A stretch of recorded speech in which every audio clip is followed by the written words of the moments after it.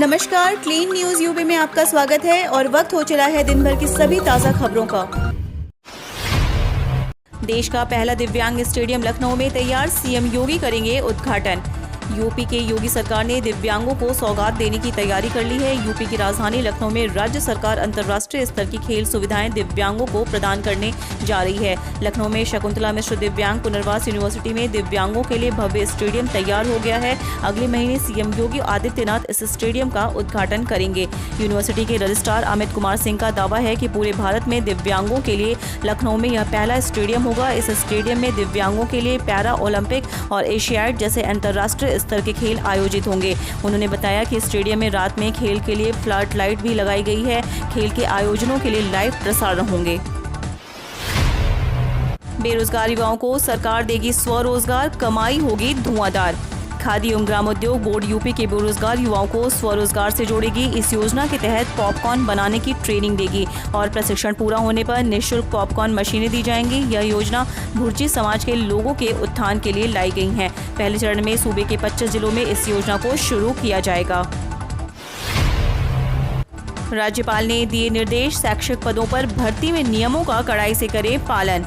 राज्यपाल एवं कुलाधिपति आनंदीबेन पटेल ने कहा कि विश्वविद्यालय शैक्षिक पदों पर भर्ती में नियमों का कड़ाई से पालन करें। निर्धारित मापदंड को विश्वविद्यालय की वेबसाइट पर अपलोड कराएं। योग्य अभ्यर्थियों की मेरिट लिस्ट भी बनाई जानी चाहिए। वे राजभवन से मदन मोहन मालवीय प्राविधिक विश्वविद्यालय गोरखपुर तथा डॉक्टर शकुंतला मिश्रा राष्ट्रीय पुनर्वास विश्वविद्यालय लखनऊ की ऑनलाइन समीक्षा कर रही थीं।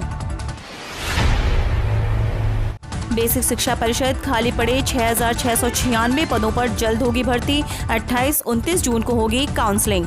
बेसिक शिक्षा परिषद में 69,000 सहायक अध्यापक भर्ती में खाली रहे 6,696 पदों पर प्रतीक्षा सूची के अभ्यर्थियों को मेरिट के आधार पर नियुक्ति दी जाएगी। इनमें अनुसूचित जनजाति के 1,133 रिक्त पद भी शामिल हैं। परिषद ने जिलावार रिक्त पदों की सूची, चयन सूची और अभ्यर्थियों के लिए जिला आवंटन सूची जारी कर दी है। काउंसलिंग 28 व 29 जून को होगी।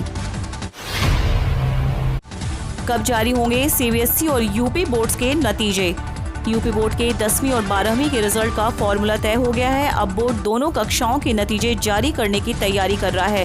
यूपी बोर्ड के 56 लाख छात्रों को रिजल्ट का इंतजार है। यूपी बोर्ड के फॉर्मूले में छात्रों को परीक्षा देने का भी विकल्प दिया गया है। जो छात्र असंतुष्ट होंगे वो परीक्षा देकर अंक सुधार सकते हैं। ऐसे सभी छात्रों को अगली बोर्ड परीक्षा में बिना परीक्षा फीस के शामिल हो सकते हैं। विभिन्न मीडिया रिपोर्ट्स के अनुसार यूपी बोर्ड 10वीं और 12वीं के नतीजे जुलाई में जारी कर सकता है।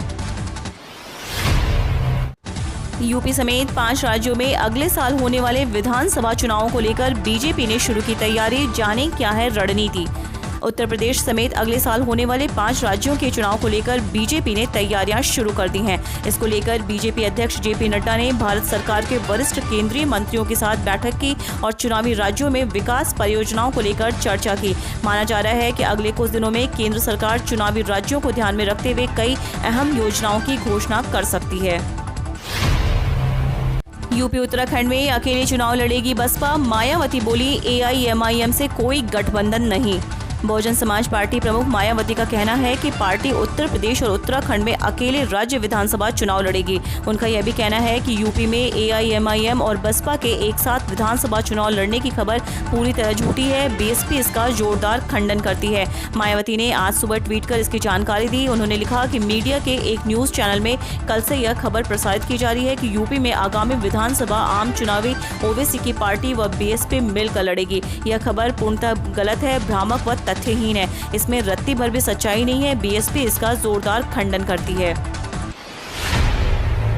किसानों को हिरासत में लेने पर भड़के राकेश टिकैत, दिल्ली कूच का ऐलान कर 2 घंटे बाद लिया वापस।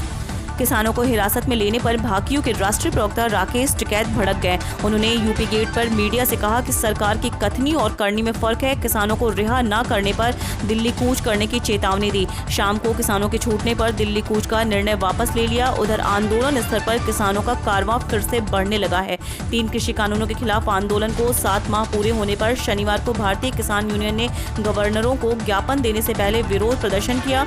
दिल्ली में किसान नेता युद्धवीर सिंह और देहरादून में गाजीपुर किसान आंदोलन कमेटी के प्रवक्ता जगतार सिंह बाजवा ने प्रदर्शन किया। महंगाई की मार, लगातार दूसरे दिन बढ़े पेट्रोल डीजल के दाम। जानिए आज का भाव। सरकारी तेल कंपनियों की ओर से लगातार दूसरे दिन भी पेट्रोल और डीजल की कीमतों में बढ़ोतरी हुई है। आज डीजल की कीमत अधिकतम 25 से 26 पैसे तक बढ़ी है, तो वहीं पेट्रोल की कीमत 34 से 35 पैसे तक बढ़ी है। बता दें कि महाराष्ट्र, राजस्थान, ओडिशा सहित देश के कई राज्यों में पेट्रोल शतक लगा चुका है। एक बार फिर बढ़े दैनिक मामले। बीते 24 घंटे में मिले 50,040 नए केस, 1,258 मरीजों ने जान गंवाई। देश में कोरोना वायरस के दैनिक मामलों में मामूली बढ़ोतरी देखने को मिली है। पिछले 24 घंटे में देश में कोरोना वायरस के दैनिक मामले 50,000 के पार आए और इसी दौरान 1,258 मरीजों ने इस खतरनाक वायरस के आगे दम तोड़ दिया। केंद्रीय स्वास्थ्य मंत्रालय ने इसकी जानकारी दी। स्वास्थ्य मंत्रालय की ओर से जारी आंकड़ों के मुताबिक बीते 24 घंटे में देश में कोरोना वायरस के 50,040 नए मामले सामने आए और इसी दौरान 1,258 मरीजों ने अपनी जान गंवाई है। इसके अलावा बीते 24 घंटे में 57,944 मरीजों ने कोरोना को मात दी है और ठीक होकर घर वापस लौटे हैं। हम रोज ऐसी ही न्यूज लाते रहेंगे। यदि आपने अभी तक क्लीन न्यूज यूपी को सब्सक्राइब नहीं किया है तो फटाफट सब्सक्राइब कर ले, साथ ही बेल आइकन को दबा दे ताकि कोई भी अपडेट मिस ना हो।